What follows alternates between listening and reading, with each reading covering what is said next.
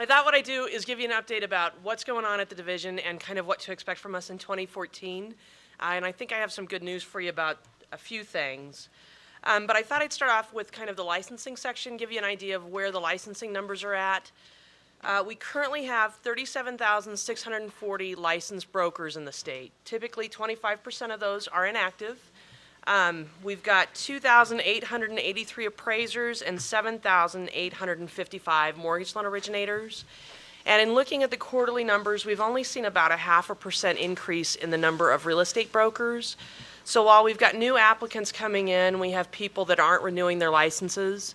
And if you choose not to renew your license, you'll go into expired status, just so that everybody's aware. You have 3 years within which you can reinstate.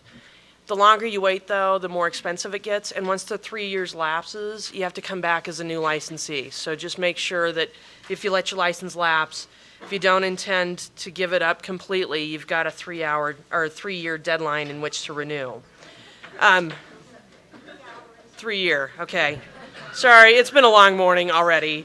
But kind of in perspective, so it's a 0.5% of real estate brokers increasing. We've got 1% increase in the number of appraisers, and we've got about a 10% increase over the past quarter in mortgage loan originators.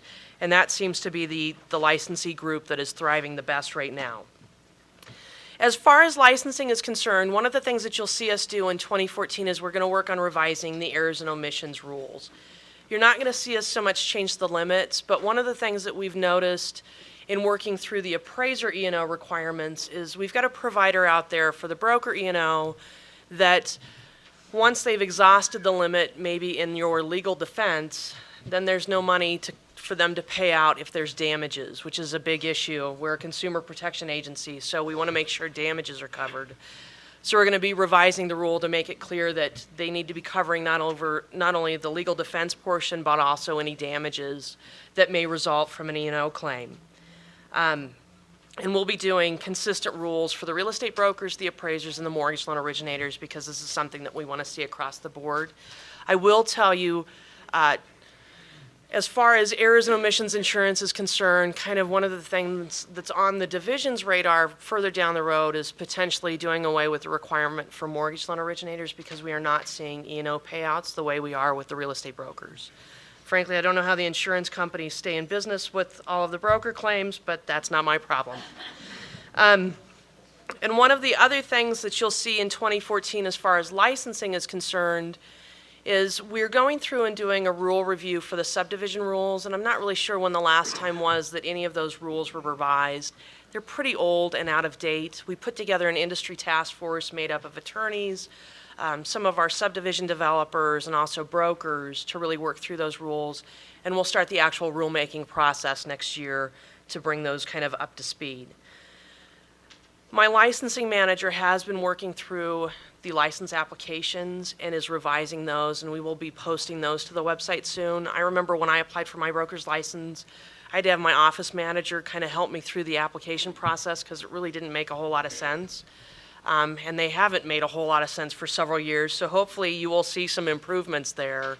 I know one of them, I think it was the preliminary advisory opinion, was asking applicants for their marital status and how many children they have, which I don't know how that pertains to you having a broker's license, and questions like that are going to go away. So you'll see hopefully some improvements in that arena.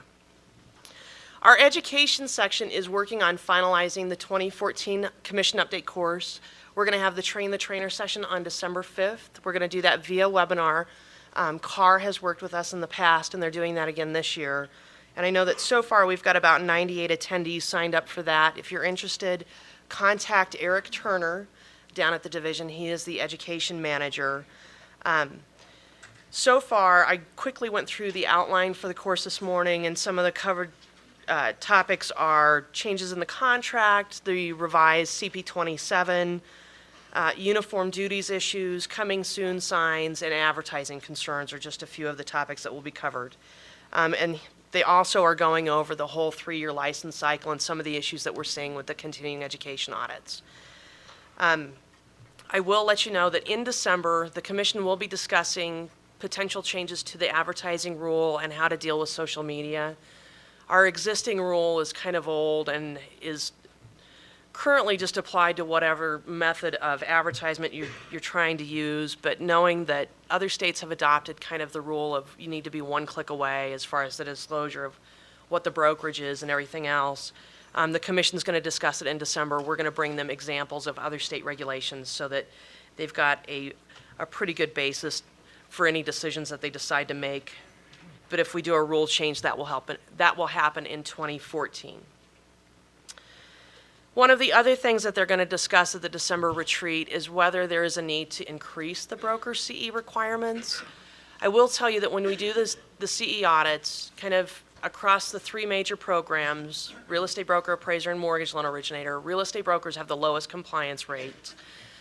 The brokers are typically 20% out of compliance, versus appraisers are 9% out of compliance, and the mortgage loan originators are less than 1% out of compliance.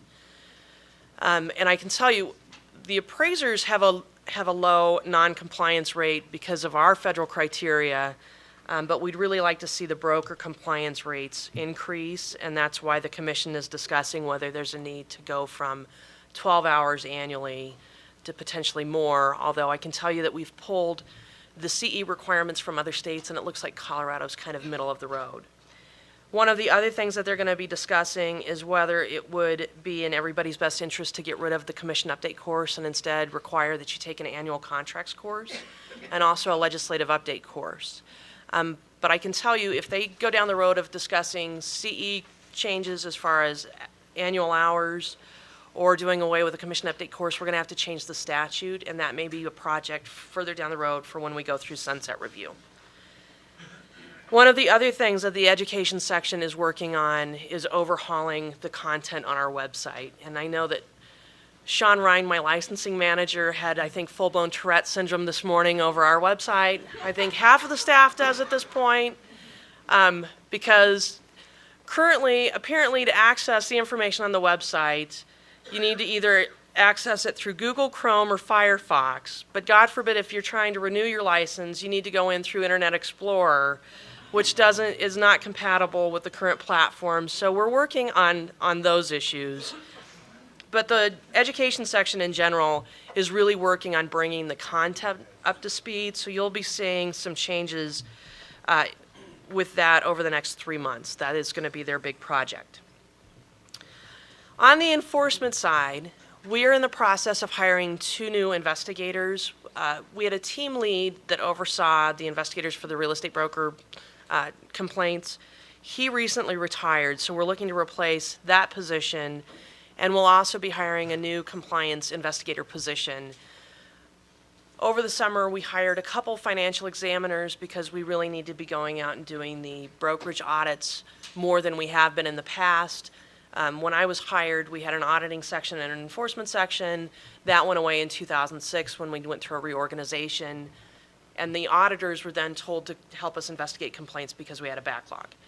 Well, one of the big concerns with that was I think it gave some people free rein to go out and start misappropriating funds. And we are seeing that now that we're out doing the brokerage audits again. We're actually seeing 2 types of problematic behavior. One is the outright theft, which that will get you on a fast track to not having a license with the Commission. And then we're seeing the ones that just can't do math very well. One couldn't do math to the extent that she had an $80,000 trust account deficiency, which means that we then help you do math on a regular basis. So we've expanded the auditing section, and a couple of the people came from the investigations portion, so we're going to be hiring another investigator, and if anybody is interested in that, just keep your eyes posted on the colorado.gov website because it will be an open competitive position. And I said this yesterday at a speaking engagement that I did, but I've had 4 different positions down at the division, and I think the investigator one was probably the most fun. Because the brokers are creative, and you have to appreciate the ingenuity of the real estate brokers. But to give you an idea, we got 193 new complaints against the real estate brokers in the past quarter. That's about a 13% increase. When the market heats up, we do see an uptick in the complaints. We also see our complaint cycles will also kind of mirror your real estate cycles, with a little difference though. So when it dies down for you all, that's when we start getting our ransom note complaints, or that's what I call them, because they're written on a sheet of paper or a bar napkin. It's usually a complaint about advertising, and we'll get like this little advertisement cut out of the paper. It's glued onto the sheet of paper that they submit in. It's filed anonymously, so we do see an uptick in those. But typically, when the market's heated up, that's when we see a rise in the consumer complaints. Over the past quarter, with the 193 complaints that we received, we also went out and conducted 19 brokerage audits, and the goal is really to keep that kind of at the pace that it be about 20 per quarter. We are in the process of kind of formalizing what the audit process is going to be so that everybody on staff is on the same page when they go out and do a brokerage audit, and there won't be any mysteries for you guys. We're going to post the audit process to the website so that if you are notified that we're coming out to do an audit, it's not going to be a surprise and you don't have to fret too much. Hopefully you know how to do math. So, and just to remind you, if you guys currently, before we get everything updated on the website, if you are notified that we're coming out to do an audit, we do have a transaction file checklist posted on the website. If you go into licensing and then real estate broker, on the broker homepage, I believe it's the first link, it is the records retention checklist. That is what the auditors use when they come out and look at your transaction files. And we're trying to do a blend of the financial audits along with the transaction file audits. One of the other things that we're going to be adding to the website is an explanation of how the disciplinary process works, because we have a lot of people that when you're notified that you've done something wrong, they have no idea kind of what the next step is. So we'll be posting that as well. I did want to give you some stats for that part of the division.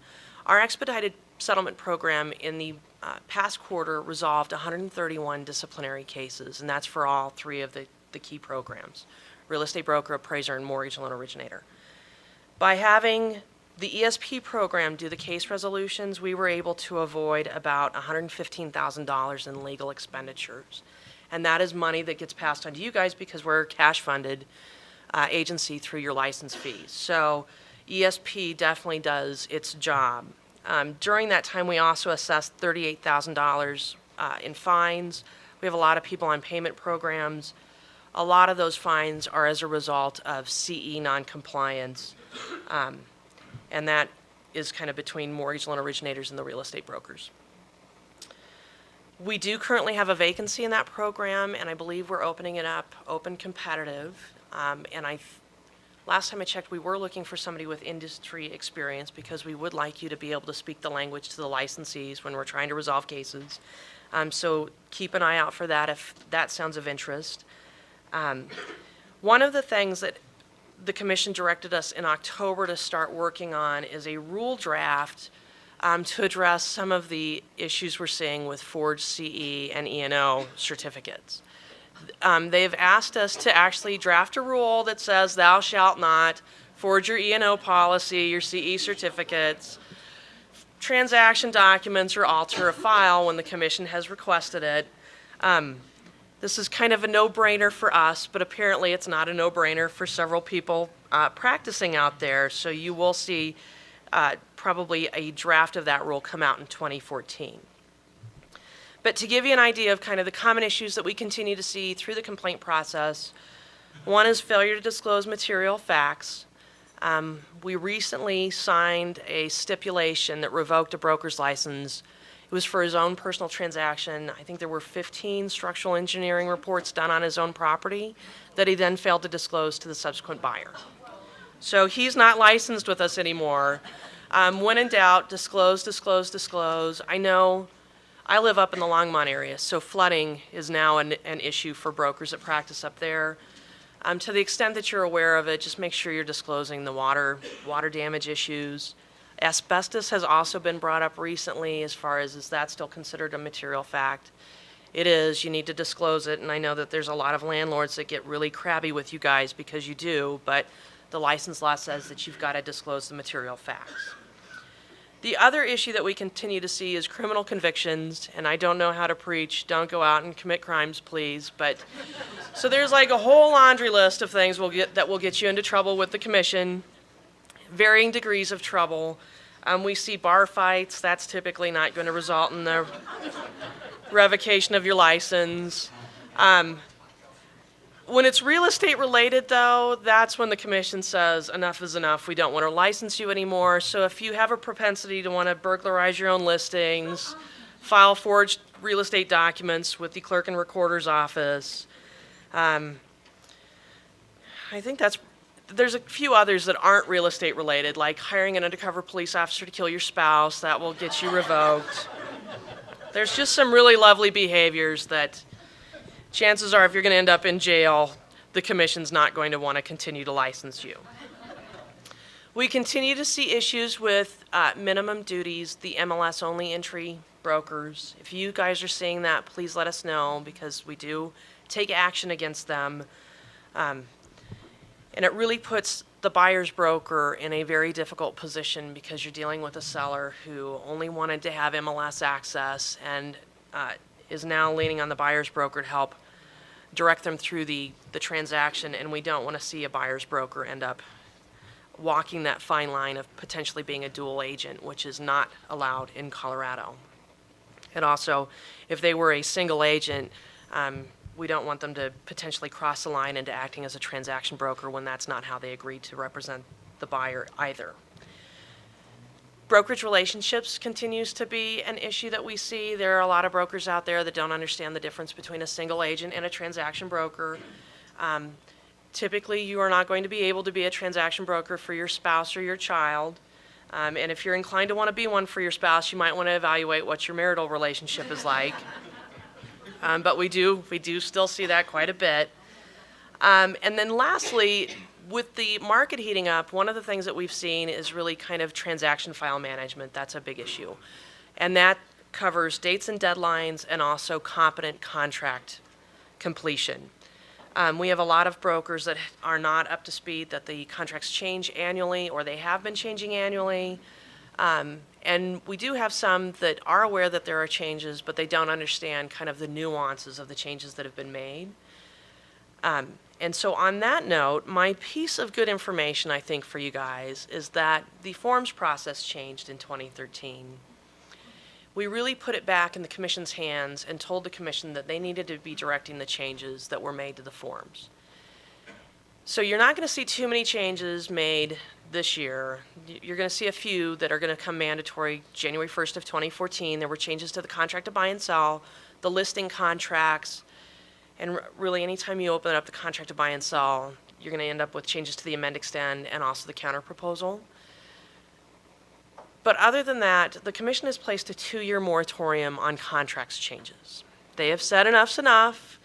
Give the industry some time to use the contracts, and we can really take a thoughtful approach to what needs to actually change. So, barring any legislative changes, which I can tell you, the division will be running interference, and I think also your association, your state association, will be running interference as well over the Capitol. Last year we were trying to tell the legislature that you really can't solve social evils through the real estate contracts, and please don't do that. So we'll continue trying to deliver that message. But what we're going to do here in about 6 months, after everybody has had a chance to use the 2014 contracts, we're going to put together a focus group comprised of brokers, and we want employing brokers or managing brokers to be on this focus group, because those are the ones that really run the interference, trying to keep deals alive and working out issues. We're going to have this group come together and give us some ideas about what is working and what isn't working, and what language is kind of ambiguous. One of the directions that the commission gave us back in August was that they wanted us to work on a plain language contract, which is easier said than done. And at first, the Forms Committee thought that they would just start from the beginning and work their way through those 16 pages, and we have told them no. So we're going to use the focus group to really kind of hammer out what the issues are. We'd like somebody that's not the typical Forms Committee viewing those contracts and giving us feedback. So hopefully that is good news for all of you. You shouldn't Shouldn't see any brand new contracts in 2015. So at the December 3rd retreat of the commission, along with discussing potential rules for next year and CE requirements, some of the other things that they want to discuss is how to deal with marijuana in transactions, what disclosures need to be made. And I think this is going to be kind of an interesting topic to broach because we're going to have to somehow juggle federal law and also the state law. They also wanted to discuss whether it was necessary to do a position statement on letters of intent. And this was an issue that was brought up back in June because one of the commissioners felt that it was the obvious unauthorized practice of law by a real estate broker drafting a letter of intent. The full-blown commission, though, did not feel that way, and they were not going to take any action to somehow prohibit the brokers from using letters of intent. But one of the things that they wanted to consider was it necessary to do a position statement and possibly come up with some disclaimer language, which I've followed up with the real estate section of the bar. I need to follow up with DEMCAR, but it doesn't sound like a position statement would be very easy to craft since part of the letter of intent is non-binding and the other part is binding. So I'm not really sure how we're going to approach that issue. They also want to discuss property management and whether a separate credential should be considered, and this would be something that would be a long-term fix, probably with the sunset process. And I can tell you, as we go out and do the brokerage audits, we are really kind of building the case for why a separate credential is necessary versus just the standard sales license and the 168 hours that everybody takes. They also want to discuss any commercial property management issues that may be out there and short-term rental issues. They will be discussing broker commission issues. It was brought to their attention that there's an issue when you deal with a flat fee broker versus a traditional percentage broker, so they'll be discussing those. Particularly the issue is that it becomes a point of negotiation between buyer and seller. And that's when you would start to see it go into the contract to buy and sell. However, we currently have an F rule that prohibits discussions about your commissions from being put into the additional provisions of the contract. So they'll be discussing how to deal with that. And lastly, they're going to discuss how to present offers and manage contracts in the digital age and dealing with electronic signatures, because we are hearing that a lot of people, as you email that contract onto them and tell them to please read through it, don't sign it, and follow up with you, they just automatically affix their signature and now they're under contract, and you're trying to do damage control at that point. So the commission retreat is open to the public. If you're inclined to want to attend, it's down at our office at 1560 Broadway in Denver, and it will start, I believe, we'll have the regular commission meeting start at 9 o'clock. I'm not really sure what that agenda looks like yet, but the retreat will immediately follow once they're done with that public meeting. So that is the Real Estate Commission in a nutshell. Took a lot quicker than I anticipated. I will tell you, the HOA manager licensing, we are going to start working on putting together, I think we've decided that we're going to do multiple little focus groups, because if we invite everybody to the table to discuss management issues, I think staff and myself will just become referees, and that's not the point of the meetings. We need to work on rulemaking to get that program up and running, and the rulemaking will need to be in place absolutely no later than July 1st of 2015, but there was a little glitch when they did an amendment on the bill, and it looks like voluntary licensure may come into play July 1st of 2014. So we're going to start working on putting groups together probably at the end of this year, beginning of next year, to work on licensing requirements, practice standards, which I have no idea what to anticipate with these. We also need to hammer out and rule what type of insurance these companies will need to have. I will tell you that there's been a lot of misinformation about who needs to get an HOA manager's license and who will be grandfathered in. You are not grandfathered in just because you have a real estate broker's license. You will have to get a separate credential if you manage HOAs and you're compensated for it. And there is a laundry list of duties that if you do 2 or more of those and you're compensated for it, then you've got to have the license. So just keep that in mind. We're going to work on a rule that defines what the education requirements will be, because currently there are 3 designations that are recognized as applicable for the education, but we also don't want to make it a requirement that you have to be a member of a certain trade organization in order to have a license. That doesn't really comport with our regulatory philosophy, so we'll be working on that as well. So when we're looking at revoking a license, the commission will pretty much direct staff, we want revocation of the license and up to the maximum fine. And the maximum fine is $250 or $2,500 per violation. So say like I burglarized my listing and I didn't report it to the commission, my conviction. So there's 2 violations of the license law. If the commission was going to revoke me, it would be up to $5,000 fine. So really the goal is to get the license. We don't want you practicing. Sometimes the fine's imposed, sometimes it's stayed, and the reason that we stay the fine for reapplication is because even though it says permanent revocation, the revocation is only good for 1 year. So after a year of being gone from our jurisdiction, you can come back and apply, and there's a lot of legwork that goes into then processing the application for commission review based on that prior history. We basically get to do yet another investigation of the application. Then the commission has to consider rehabilitation, threat to the consumer, all of that fun stuff. So we actually stay them upon reapplication to keep people from coming back after a year. Well, what in the heck is permanent revocation? I don't know. Where does Yeah. that have the word definition of permanent mean more than just 1 year? So it would need to be better defined in statute. Some of our licensees, like the mortgage loan originators, if you commit felony fraud, you're gone forever. And forever means forever. That's what we should do. So that is something that, can be added to the list of changes that would come about when we go through a sunset process. So the question is you've got a buyer agency agreement where the buyer has agreed to pay you X.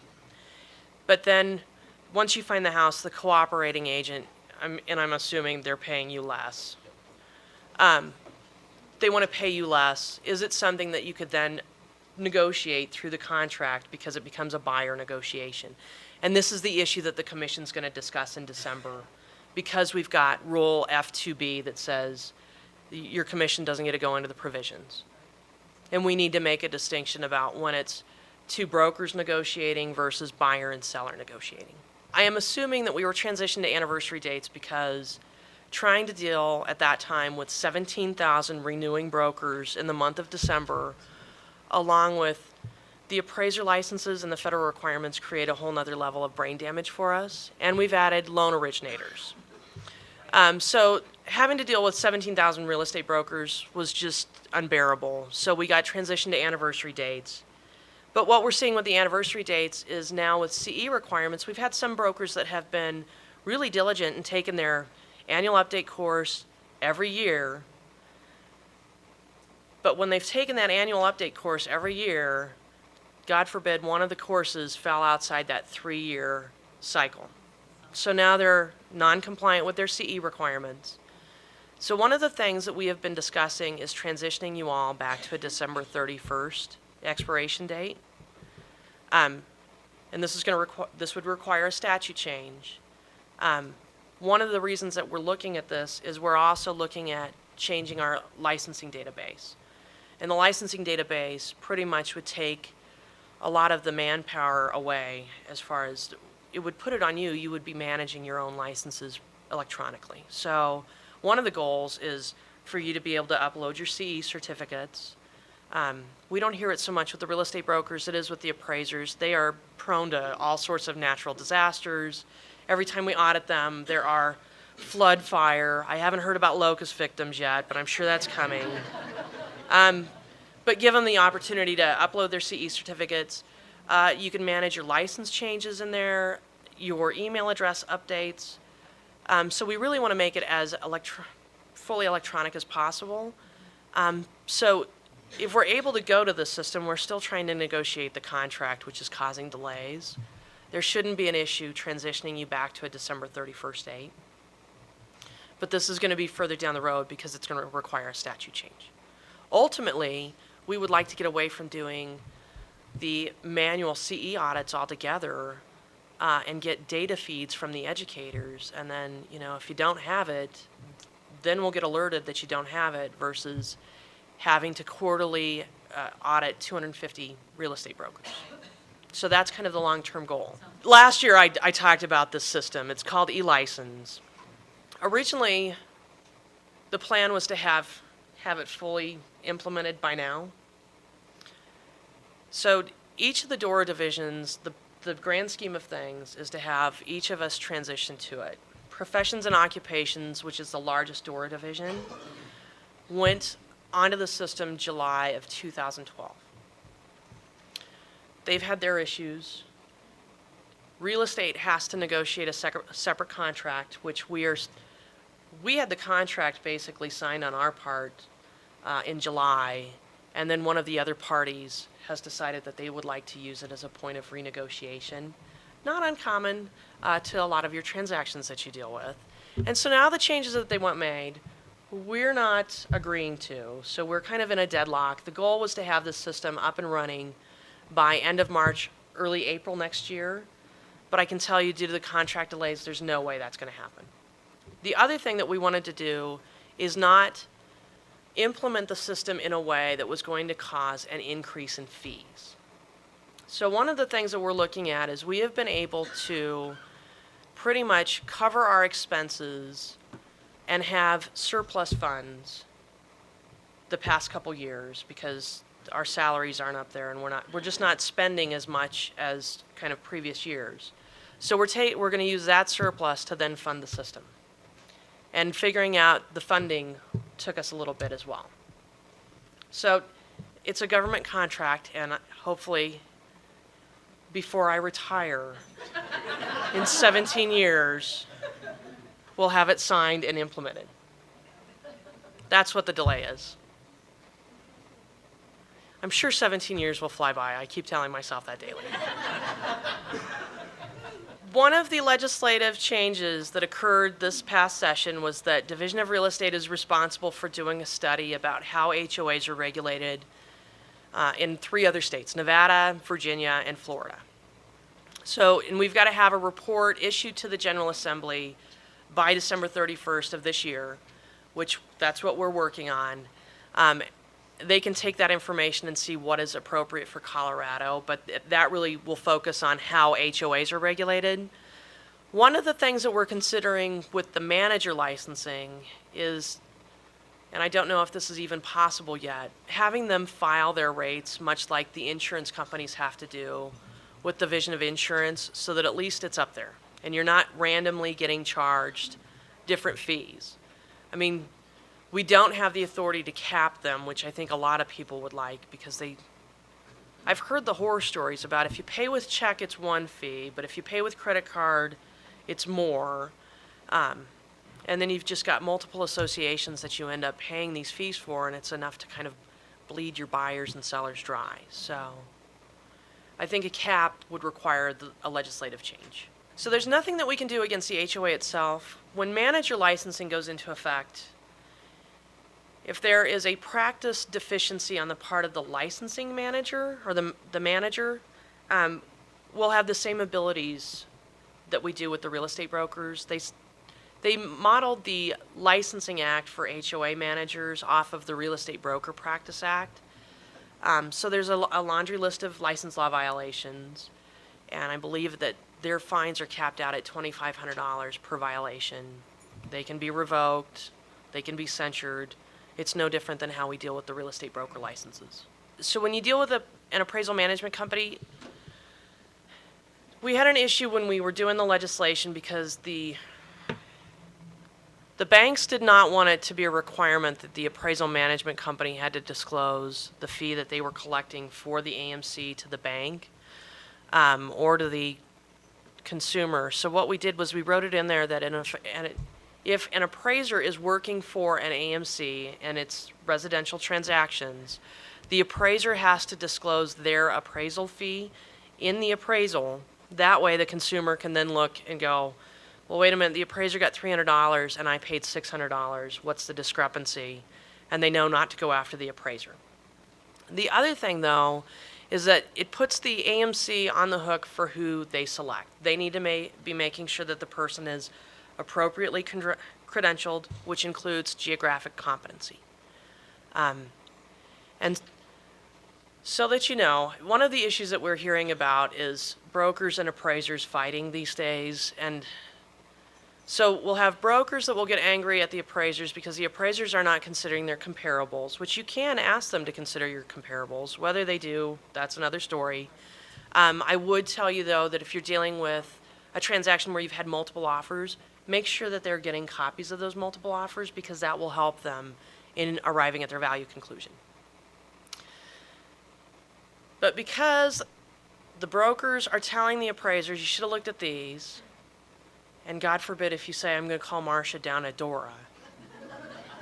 Because that then causes the appraiser to contact us claiming that they feel that it's coercion because they've mentioned DORA and me. Well, I don't view that as coercion. Threatening to talk to the regulator, it's just a fact of life. It's like threatening to call the police. That's not a threat.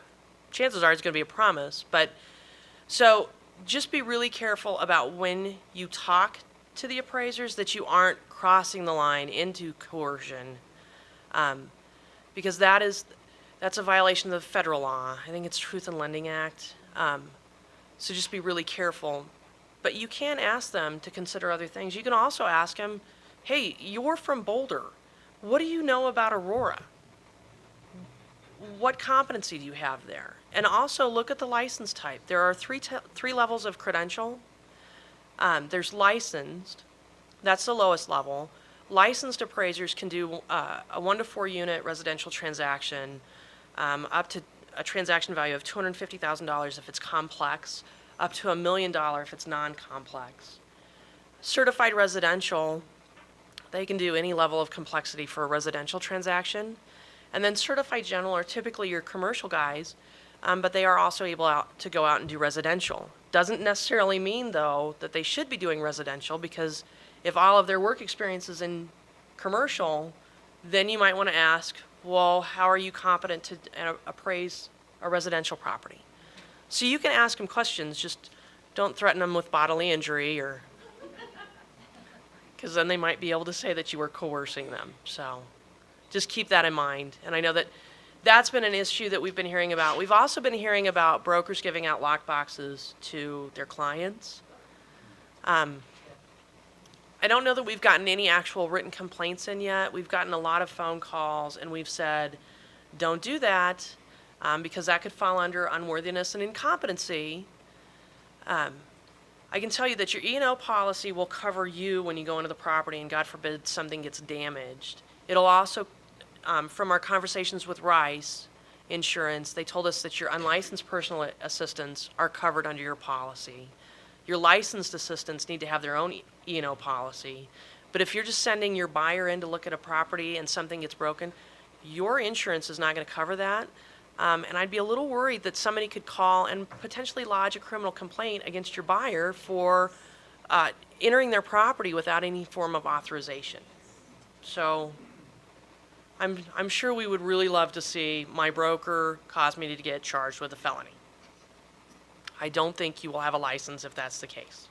We are finding a lot of brokers that have some pretty significant trust account deficiencies, and it's not due to mathematical errors. And when we see that, that's when we will initiate a telephone call before it goes to the commission saying, would you like to surrender your license at this point? Because we've seen the deficiencies in these six-figure amounts. It was pretty unfortunate. We went to Gunnison and did a an audit of a property manager up there. And the gal, I think the broker was in her 80s. And she'd had some discussions with her family and put one of her daughters in charge of her trust accounts, and her daughter was embezzling funds. So she has surrendered her license, or I know that we've had conversations about it. And she got to go on the fast track of kind of a retirement plan. But it is kind of a mixed bag. We do have some property managers that are doing fine. Every once in a while, there's an issue with three-way reconciliation, but we are seeing the big deficiencies, and we still continue to see the issue of people deciding to dabble in property management when their background is really sales.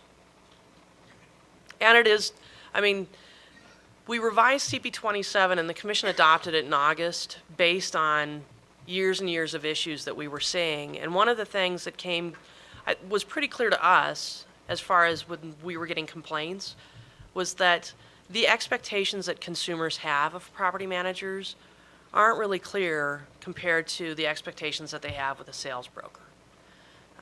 They think that because they engage somebody to manage their property or lease their property, you're going to take care of everything. And a lot of the times that's not what the brokers were signing up to do.